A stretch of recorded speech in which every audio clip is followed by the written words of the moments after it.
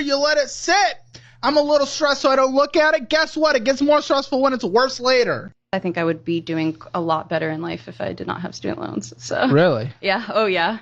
I didn't graduate, so I can't consolidate them. So the payments were about $600. What do you mean you can't consolidate them? If you went to a private institution, they would probably allow you to consolidate them. School. I went to No, if you go to a private bank. Oh. Not that would be good anyway, because you lose forgiveness protections and different things like that. But not that you can't consolidate them, but you're talking potentially within the institution you're a part of for your federal loans, right? The management company? No, not the federal, the private loans. The private loans. I'll be honest, I don't even know what's going on. Well, consolidation, I mean, you could private student loans? Mm-hmm. Through Discover.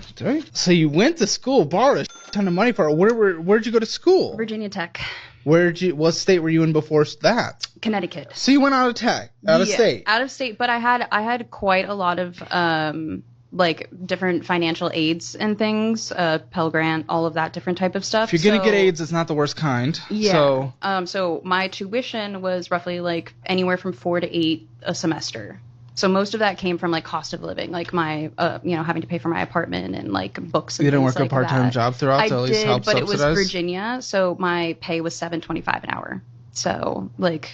Well, hold on. When was this? When was school? Because even 2016. Austin. 2016? Mm-hmm. That's when I started. Yeah, that makes sense. Because, a lot of minimum wage jobs were actually paying, like, minimum wage in that time. Because if this was, like, anywhere from 2020 plus, nowhere pays minimum wage unless you're, like, in a really rural area where there's not a lot of workplace competition, like, extremely unique circumstances. Because you live in pretty much any city now. In Austin, the minimum wage is $7, whatever it is. Right. But the real minimum wage in Austin's, like, 16, 17, 18. Private student loan.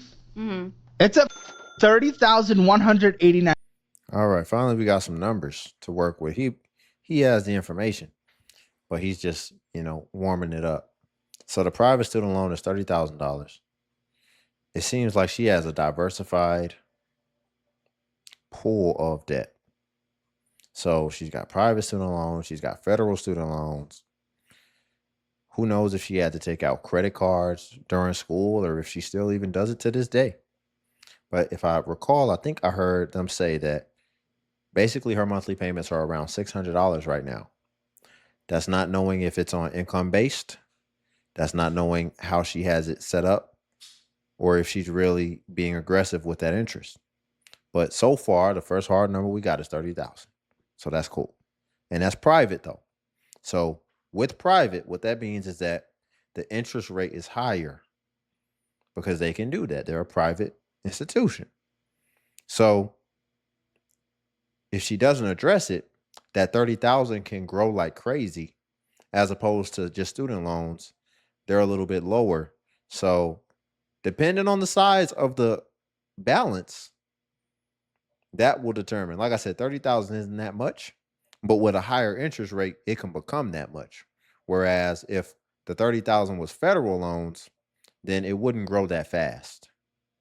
But for a private loan being $30,000, that can grow pretty fast, in my opinion.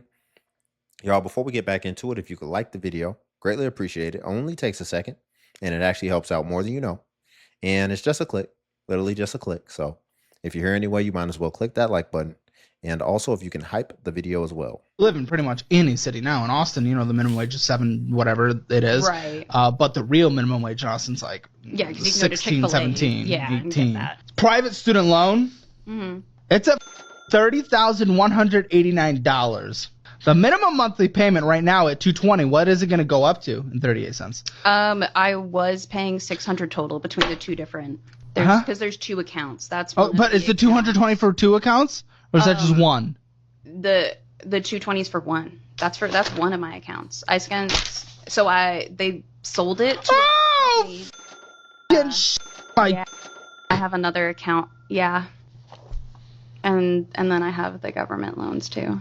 Okay. So all 75. Oh wait, no. No, that I think. Wait, hold on. 75. There's another account.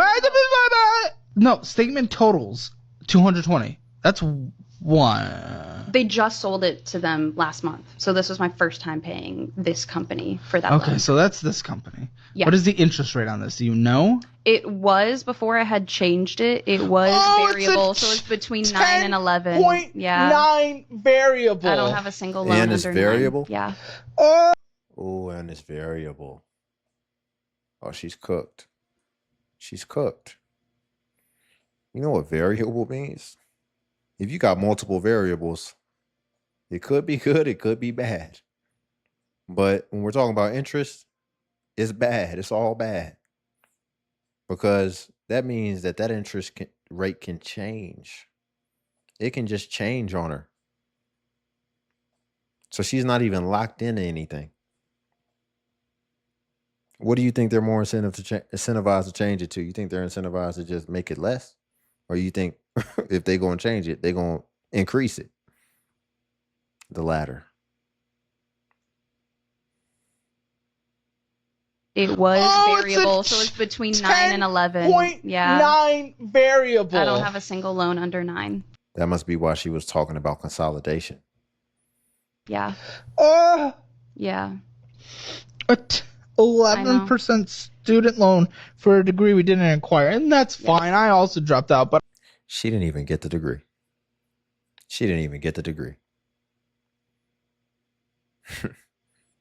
And she got all this debt and no degree to show for it. So you just did it for nothing. And that's a part of the scam too. And I'm sure there's a large segment of people who are in that boat. And the institution just rakes in all that money. And they still get to get it recurringly, as well as they get interest on it, and it can grow. Because most people are going to try to pretend like it doesn't even exist and not even address it. 11% student loan for a degree we didn't acquire, and that's fine. I also dropped out, but I don't have a 11% debt for it. I mean, I just feel like I didn't really understand what I was going into, and then on top okay, of why that, didn't you understand? Do you think I was waitlisted at Virginia Tech? I got off the waitlist too soon for FAFSA to process everything. Okay, so I agreed without knowing how much FAFSA I was going to get. Okay. Because the original college I had agreed to go to, I was going to do a 3-2 This is the issue with program. college, man. I know. This is, you see the college you want to go to, it's the dream school. You get in, then you will literally sign any piece of paper in order to be able to do it. And that's what I don't like. College should be about the education that you get for the skills you're trying to achieve, learn, so that you can get the job you want to get and become a well-rounded person. That's what college is. It's not about the sports team. It's not about, all that extra and then you just sign this unlimited debt. Hold on.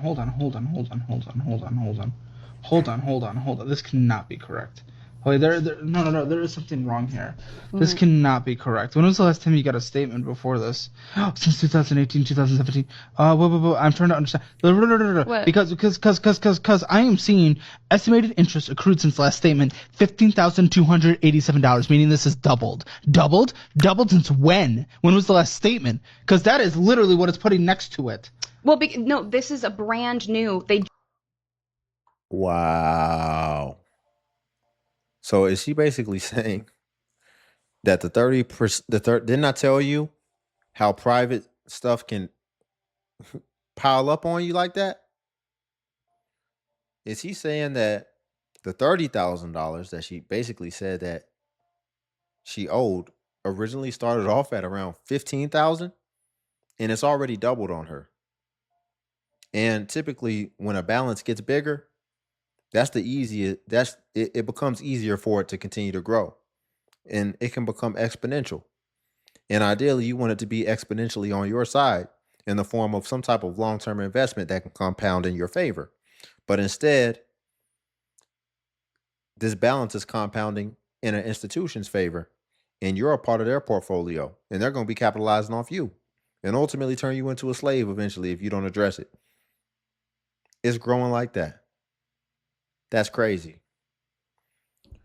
She needs to address this principle. She needs to address the principle, and don't sleep on this. Just sold it to this company. So are you telling me you borrowed $15,000, it's gone to $30,000 for this loan? I don't think so. She don't know. Listen, estimated interest accrual since last He's statement. reading it. And the number next to that is $15,287.18. Was it zero before that? I can't see because I'm looking at this statement and all I'm reading. She's talking about was it zero before that? Yeah, before you took out debt. Yeah, it was zero. Everybody starts off at zero, fortunately. That's the beautiful thing about this country. But then once you get out here, you become grown. You can put whatever self-inflicted wounds on yourself that you want. But no, it wasn't zero before that, ma'am. You took out 15. You haven't been paying attention to your debt. It's doubled on you. It's 30,000 now. So now you need to pay attention before 30,000 doubles again and becomes 60,000. And you see the math on that doubling. It's not going to get pretty because you let that 60,000 double. What is that? Ma'am, you're about to become a slave if you don't start paying attention. That's why I said those private student loans ain't no joke. So are you telling me you borrowed 15,000, it's gone to 30,000 for this loan? I don't think so. Listen, estimated interest accrual since last statement, and the number next to that is $15,287.18. Was it zero before that? I can't see because I'm looking at this statement, and all I'm reading is estimated interest accrual since last statement, and then that number. I think all that's saying is that, like, that's how much interest I have on the total loan, because this was my the total loan of the $30,000 loan. Because the estimated outstanding. Wait. 1 second. Because estimated payoff is $30,189, and that's what we got. That's what we wrote down. Estimated interest accrual since last statement, $15,287.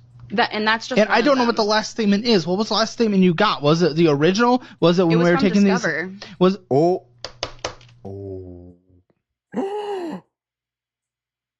and he's reading it verbatim. He said estimated interest accrual since the last statement.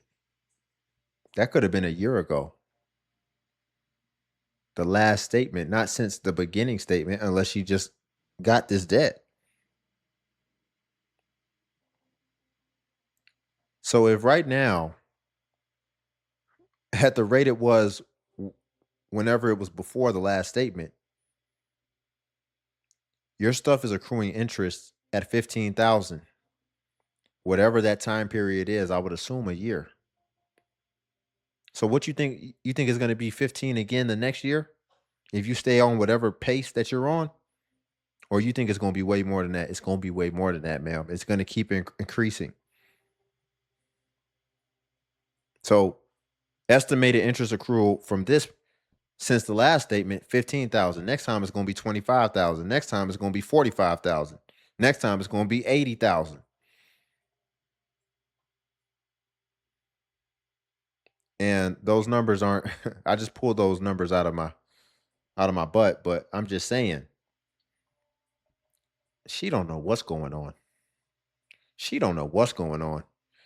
She's going to keep letting this happen to her. And then she's going to try to get in a relationship, ain't been paying attention, and it's going to be somebody like me. You know, I'm like, well, let me see the debt. And she going to have some explaining to do. And he going to be like, dang, I wish you would have told me this 9 months ago. Because this was completely avoidable. Man, you got $200,000 in debt and it started off at $15,000. You could have easily avoided this, but now it's here and it's only going to get worse. Since last statement, $15,287. And that's just. And I don't know what the last statement is. What was the last statement you got? Was it the original? Was it when we were taking Discover. these? Was what? I don't know how much. Keep up with the conversation, ma'am. Keep up with the conversation. I could pull up Discover. Yes, that has to be it. Because all you borrowed was $9,700 from here and $4,293 from there on this loan. Because so I have another account that has. It started off at 14,000. That's a different account, though. I'm looking at this account. This account was $15,000 borrowed, but it's $30,000 owed, meaning it accrued $15,000. And the way it possibly did this, because it's been sitting since 2017, 2018, is because you keep going on these low payment things, allowing interest to accrue instead of making any attack towards interest or principal. Told you. So you've allowed yourself to get $15,000. When I was at my last job, I was making over the minimum payment. So when I had the ability to, I was trying to. For how long? For how long? About a year. Okay. Again, we're talking since 2017. Since 2017, man. I know, but I was in college then. Like, when did you drop out? An hour. The spring semester of 2019, I stopped taking. So 2019, this has had 5 years to accrue. Even if you were paying decently for a year, this had 5 years to accrue. So I am not surprised at all that this is doubled. Which is insane, and I You didn't know that? How'd you not even know that? You look at the $30,000 and you didn't even know that. How do you look at the $30,000 and not even know that? If it started at $15,000 and you see $30,000, how do you not know that? Went from $15,000 to $30,000. How do you know that's not double? And you see there and you're sitting there and you're looking at $30,000 and you thought it was $30,000 the whole time. You didn't think that doubled. You didn't know what your balance was when you first got it. What do you mean? How'd you not know it was double? Didn't I tell you people they're not paying attention to their own stuff? They pretending like it doesn't exist. You can't do that with interest. you can't do that with interest when you're not the one reaping the rewards of interest. If you have investments, yes, you should set it and pretend like it doesn't exist. So I say this to say, there is somebody who's pretending like it doesn't exist. And when they just remember sometimes and they look up, they're like, ooh, but it's at her expense because she's in somebody's portfolio. She's somebody's investment. And they love it. They're like, ooh, this girl hasn't paid attention to this stuff since 2017. Oh, it's looking real nice now. I hope she continues to not pay attention to it. If she does, this will be my children's college fund in itself. Her going into debt for her college fund is going to be somebody else's children's college fund. The irony. So keep paying attention. Keep ignoring it if you want to. It's a lot of people like that. It might be you watching this video right now. You need to go look at it. You probably don't even remember how to log in. You probably don't even know how to log in. You probably don't even remember the password. You probably never even registered for the account. You need to go register for the account and let it send you the email. You need to verify the email. You need to log in and you need to go look at it. And don't just stop there. Because now it's going to be a hard reality. And it's probably going to be a situation like her where you've been ignoring it. And it's going to be something that your heart drops to your stomach and it makes you gasp for a second. And you're going to be like, oh my goodness, I thought it was this. And then once you've gone ahead and grieved that and you understand that this is what it is now, then you need to come up with a plan and you need to figure out how you're going to be able to actually address this. And by address this, it's just what he said. You need to start finding out what is going to be the ratio that you need to pay in order to start attacking principal. And by the way, AI does math the best. So you can put it in AI and it can do all the math for you and it can come up with your plan. Financial advisors are going to go out of business with AI. But yes, you need to look at it. You need to address it. You need to stop pretending like it doesn't exist because time's going to keep moving. You're going to keep growing in life. You're going to, even her, eventually you're going to get a great career. You're going to be doing well. You're going to be like, I never thought it could be like this. But then now you're going to have to put everything on a halt. And you might wake up and start making, let's just say 100,000 a year. And then you're going to have this balance that's been accruing on you. And then now you still going to be making 50,000 a year because you're going to have to put half your earnings for the next 20 years. It's going to have to be allocated just to make sure that the balance doesn't get any bigger. It's like when a firefighter has a fire and they just have to contain the fire. They're not going to be able to just put it out like that. They're going to have to contain it for a while and they're going to have to keep them hoses running on it for a prolonged period of time until over time it withers away. That's how you're going to have to approach it. She better be glad this dude caught it because that ain't much. That ain't much. But imagine people who have hundreds of $1,000s of student loans and then they stop paying attention to it, pretend like it doesn't exist. Imagine how that builds up on them, especially if it's private. Man, a lot of people are about to come to a rude awakening. This is light. You didn't even know that? How do you look at the $30,000 and not even know that? If it started at $15,000 and you see $30,000, how do you not know that went from $15,000 to $30,000? How do you know that's not double? And you see there, and you're sitting there, and you're looking at $30,000, and you thought it was $30,000 the whole time. You didn't think that doubled. You didn't know what your balance was when you first got it. What do you mean? How'd you not know it was doubled? It's a double the number. I feel like that cannot be correct. It is correct. You don't know how to even look at your numbers, so please go through the education. Please, for fuck's sake, go through the education. I have not looked through for. Why? Because they just sold it like last month. Why didn't you look last month? It's stressful. You know what's more stressful? Being late and accruing fees and having your loan double. I think that's stressful. It's. It is stressful. Guys, I'm in 55k of student loan debt. I didn't finish university. He didn't graduate. Context, I dropped out in my second year. Well, technically my third year because I did the foundation year. I was doing law at university, okay? But I truly believe that the return on your investment of going to university isn't even that high. Like, you go to university for all these years, you rack up all these debt, and it's like you're not even guaranteed a job. And of course, nothing's guaranteed that in life, yeah. But even the probabilities of you getting a job isn't even that high. Like, all I've seen is people complaining and talk about, I've got a degree in this and stuff. I can't even get a job. I've seen studies of graduates. It's not the fact that getting a job isn't high. It's the fact that a lot of people, they don't take any initiative, and they expect the degree itself, the piece of paper itself, to do all the hard work and all the heavy lifting. And they think just because they have this degree, it's like a VIP line or something. And people just move you right to the front of the line, and then all the opportunities just start coming to you. No, you still need to take initiative. You still need to be scrappy. You still need to think outside the box. And that's actually what that degree is supposed to represent, that you have all those characteristics. So it's not supposed to be that you're less resourceful and you just view the degree as the main resource that's going to open up all the opportunities. The degree is supposed to be a representation of all the internal characteristic traits that's going to set you apart from all the other candidates. But what we typically find is that it's actually the inverse. And there's a lot of people with degrees who, for lack of better words, quite frankly, don't know how to find their way out of a cardboard box. And not everybody. I wouldn't say most, but there's a large segment that's not represented very well. And the same thing goes on the opposite side of the spectrum. Not everybody without a degree is an idiot. Not even most. So it's pretty much equaled out.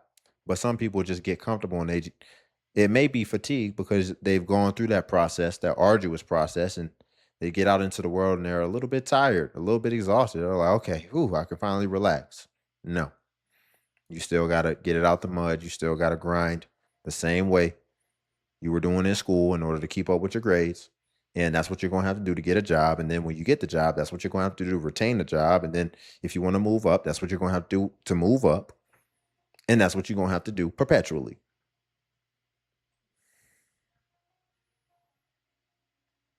Can't even get jobs and what their degrees are in right now. And it's like, kudos to the people who are getting jobs as well, by the way. Kudos to you, like, you get me. But say if you do get a job now, yeah, it's like the salary that you get doesn't even match the debt that you're in, if you know what I'm trying to say. It's like you got to work all these years now to get like a decent salary that equates to the debt. You get me? Like, I believe that scarcity determines value. That's true. And in 2026, degrees aren't really that scarce, Like, unless you're... That's true.